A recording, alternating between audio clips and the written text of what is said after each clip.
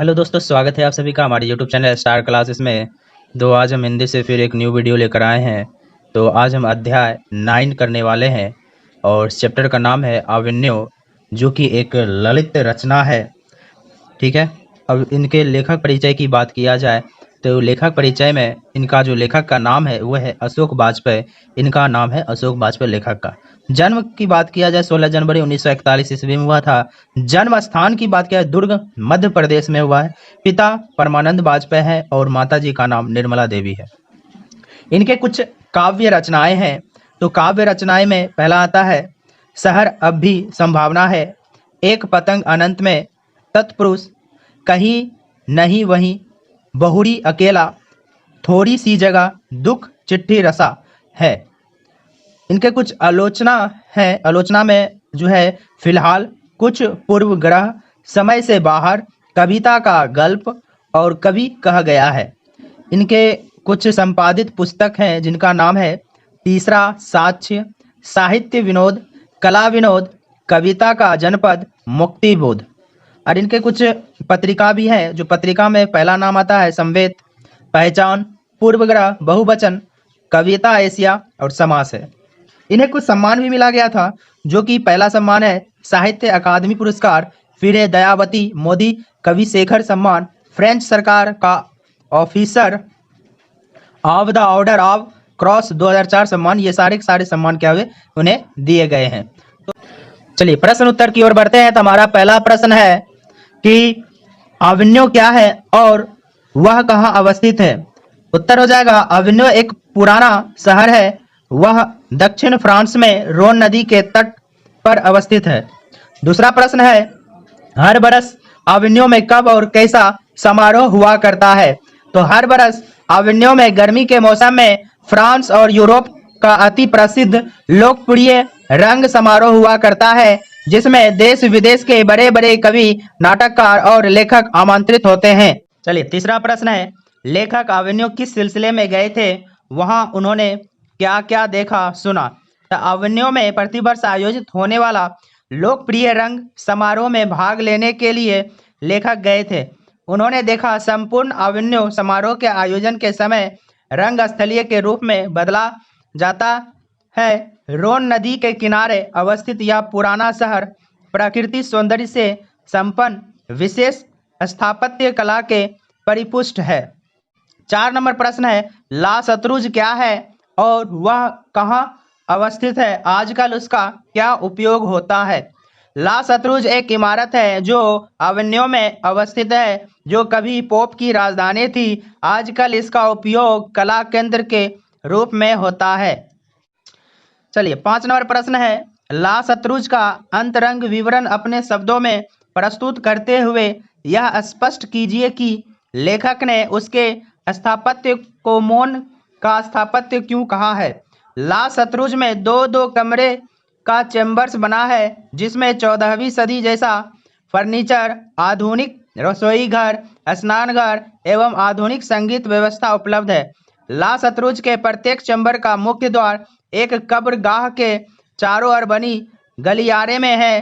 पीछे से एक दरवाजा है, पीछे में एक आंगन भी है।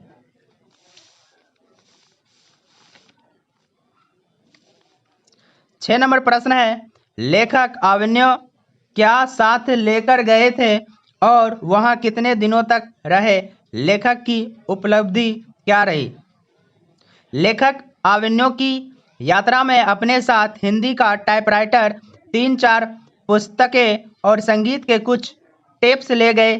वे वहां 19 दिन तक रहे, जिसमें लेखक ने 35 कविताएं और 27 गद्य रचनाएं लिखी है।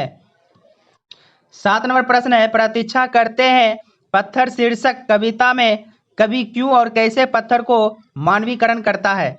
प्रतीक्षा करते हैं पत्थर शीर्षक कविता में पत्थर को मानवीकरण करके पूर्वक मनुष्य की तरह किस की प्रतीक्षा में है, ऐसा लग रहा है प्रतीक्षा की घड़ी दुखद होता है। 8 नंबर प्रश्न है आविन्यो के प्रति लेखक कैसे अपना सम्मान प्रदर्शित करते हैं। उत्तर है आविन्यो के प्रति अपना सम्मान प्रदर्शित करते हुए कहा हर जगह हम ला शत्रुंज में जो पाया उसके लिए गहरी मन में है और जो गवाया उसकी गहरी पीड़ा है।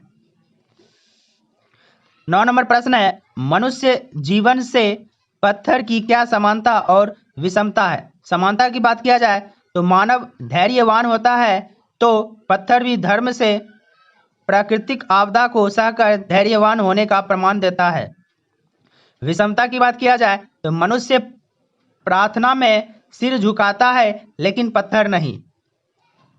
मनुष्य प्रार्थना में ईश्वर से कुछ कहता है लेकिन पत्थर नहीं। ये दोनों में क्या है, समानता और विषमता है। अगला हमारा 10 नंबर प्रश्न है कि इस कविता से आप क्या सीखते हैं। तो इस कविता से हमें सीख मिलती है कि मनुष्य के अपने जीवन में प्रतीक्षा का महत्व देना चाहिए। पत्थर की भांति हर एक दुखों को सहकर समय का इंतजार करना चाहिए। मनुष्य को अपने कर्म पथ से विचलित ना होना चाहिए, जैसे पत्थर अविचलित होकर ना जाने किसका इंतजार कर रहा है।